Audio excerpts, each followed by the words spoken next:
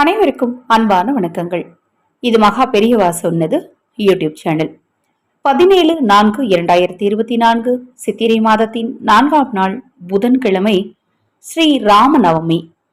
இந்த நாள்ல வெற்றிலையில் இந்த பொருளை தடவி ஸ்ரீ ராமபிரானை நினைத்து ராமநாமம் சொல்லிக்கிட்டே இந்த ஒரு எளிமையான பரிகாரத்தை செய்யுங்க. முடிந்தால் உங்கள் வீட்டின் அருகில் பெருமாள் கோயில் இருந்தது அப்படின்னா வெற்றிலையில இந்த பொருளை தடவி ஹனுமனுக்கு மாலையாக சாற்றி வழிபாடு செய்யுங்க.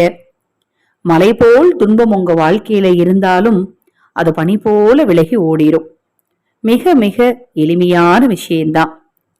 1 அல்லது 3 அல்லது 5 அல்லது 7 அல்லது 9 அல்லது 11ன்னு ஒற்றைப்படையில வெற்றிலையை எடுத்து காம்பை நீக்கிட்டு வெண்ணைய வெற்றிலையின் நடுவுல தடவிட்டு அந்த வெற்றிலையை சுருட்டி ஹனுமனுக்கு மாலையாக போடணும். எங்க வீட்டுல ஹனுமனுடைய விக்கிரகம் இல்லைங்க, ஹனுமன் வழிபாடு செய்யறதில்லை அப்படிங்கிறவங்க உங்க வீட்டுல இருக்கக்கூடிய திருவிளக்குக்கு அந்த மாலையை போடுங்க.